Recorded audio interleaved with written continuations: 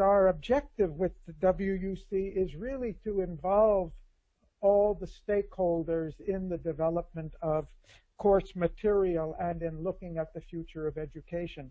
So very much in line with what he was saying. This is the fourth course. We've been doing webinars in the World Academy for about 5 years now, 6, 7 years now, but this is the fourth time that we are working on a course, and they are all four of them.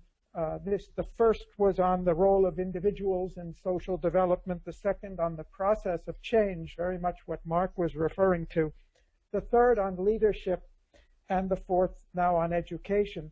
All of them are beautifully described by what Mark said about transdisciplinarity. And the rationale for that, I need not say anything because he said it so eloquently. Though we are loosely using the word course to say what we're going to be doing in September, I think what we're less than conducting a course, we're really going to be creating material for a course, and actually these four different segments all form part of a larger cohesive transdisciplinary effort. So the topics are very much interconnected with each other, but we find it more helpful if we focus on one dimension at a time. And then we will be working on actually developing them into full postgraduate level and perhaps other courses, both for live teaching through other institutions with whom we collaborate, as well as online. We begin that process in the fall. I would like to just focus on overall speaking about some of the things that the World University Consortium and World Academy have been thinking about working on in collaboration with many others on how the future education needs to shift in paradigm. And because of the time constraints, I'm really just going to touch on a number of issues. Fortunately, many of you who are speaking are going to come back and elaborate on these. Our purpose here is really to identify what needs to be discussed and what needs to be looked at in depth as we go forward to really developing courses and concepts on the future of education. So we're here for identification more than elaboration.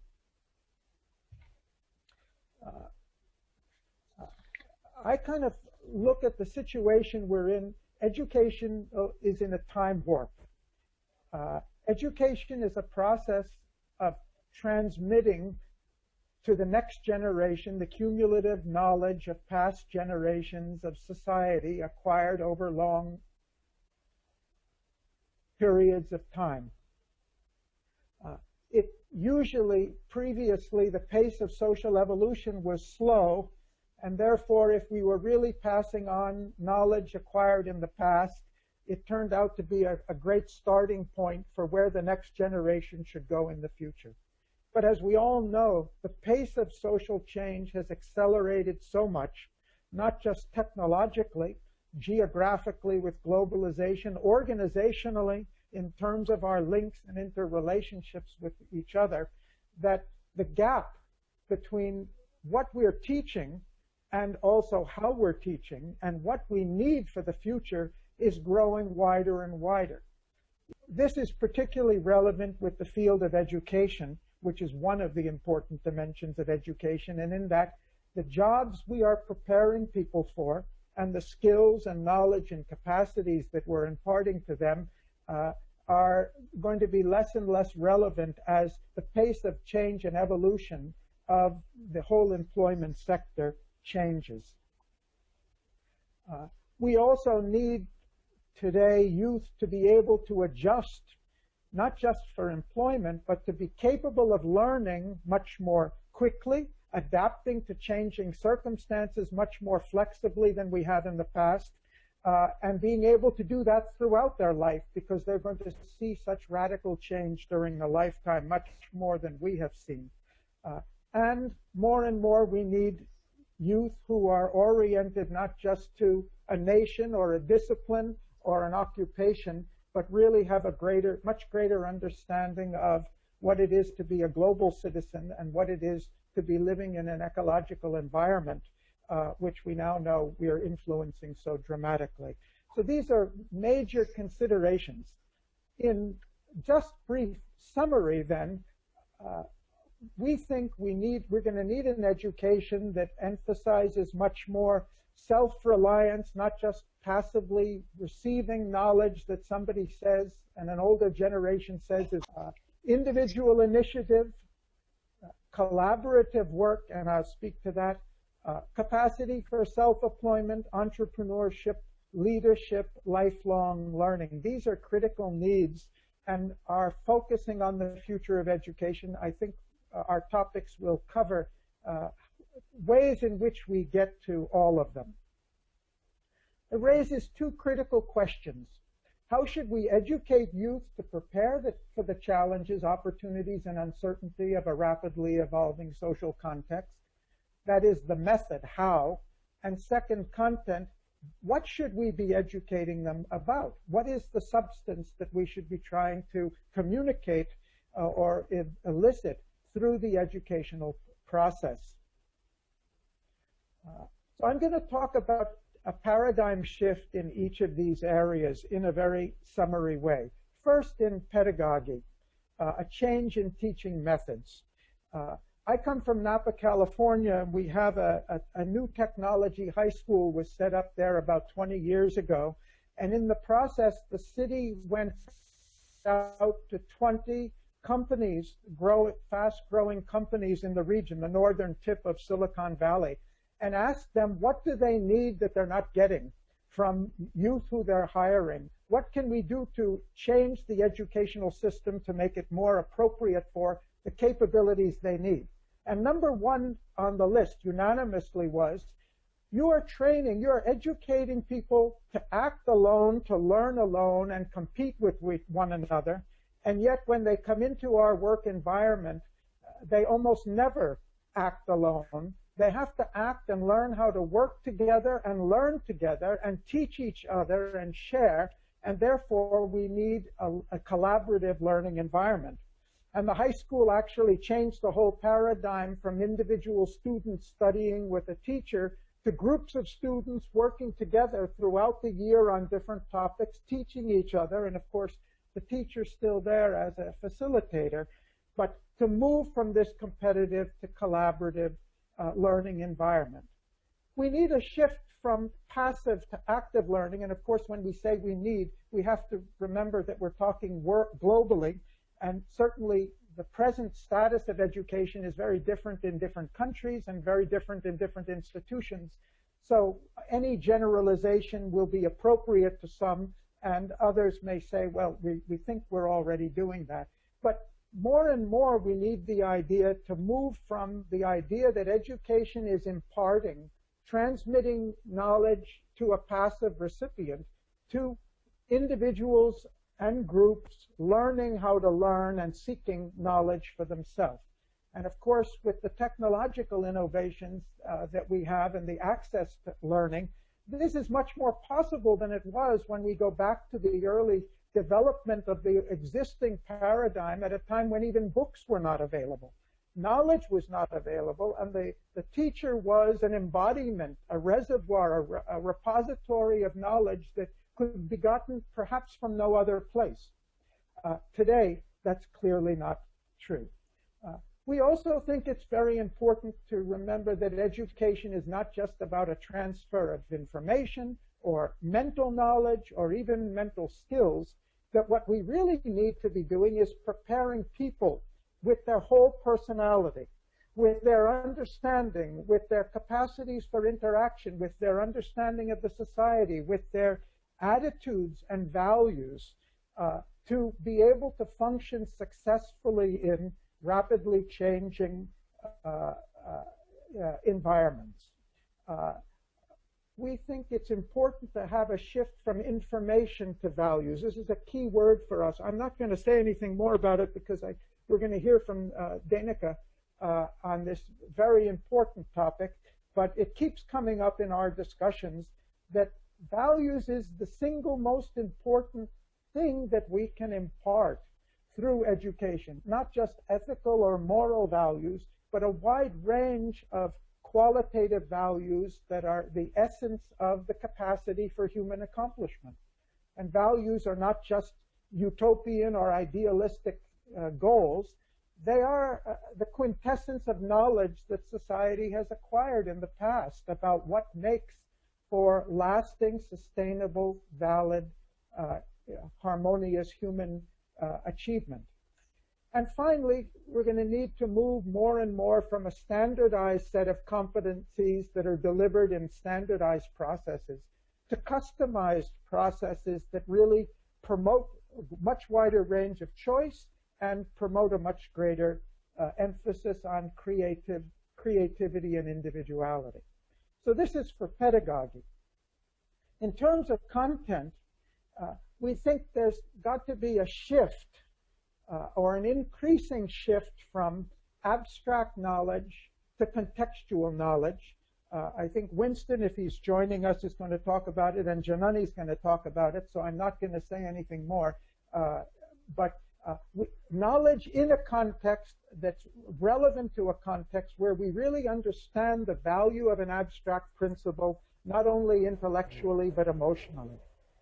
We need to be moving from a reductionist type of thinking which divides reality towards more integrated thinking, and that relates to what Mark talked about, transdisciplinarity. But it's true at all levels. It's not just true at the level of broad subject matter. If we're teaching business courses, it's not enough that we teach the components of a successful business, but how all of these components are intimately interrelated with one another. And as we know today, in almost all disciplines, we teach the parts and assume somehow that the student's going to put together the whole. Transdisciplinarity, interdisciplinarity, Mark's already talked to. For us, it's fundamental. Another one is shifting from a mechanistic to an organic way of thinking. And I'm referring here to a large extent to the social sciences, but it applies to the biological sciences as well. We have modeled our social sciences against or on the natural sciences and the phenomenal success of physical sciences, and tend to regard reality in a similar way, as if it's a mechanical system or a complex mechanism, rather than really fully appreciating both the organic nature of social reality, but also the conscious nature of social reality. While we were waiting to start the call, Robert Hoffman commented on the Newtonian approach to economics, which is a good example of this phenomenon. We think we need a shift from a predominant or exclusive focus on the objective reality. We think of knowledge as the knowledge of the objective reality, to recognize how important the subjective dimension, regardless of what the subject is. Alberto Zucconi, our Secretary General of the Consortium, who couldn't join us tonight because he's traveling from Rome to Africa somewhere, but he's trained thousands and thousands of physicians in Italy who come out of the medical school with an excellent, superb technical training in the illnesses and physiology, anatomy of the human body, but have learned very, very little or next to nothing about how do you interact with patients and what is the psychology of a patient in disease and how do you manage families. And this is all the more remarkable considering how much evidence there is about the importance of the psychological dimension in cure, or in illness and in cure. And what's true in medicine is also true in economics, is also true in society, certainly true in management. The social dimension and the psychological dimension can be more powerful and greater determinant than the objective facts that you see in a financial statement or on economic indicators.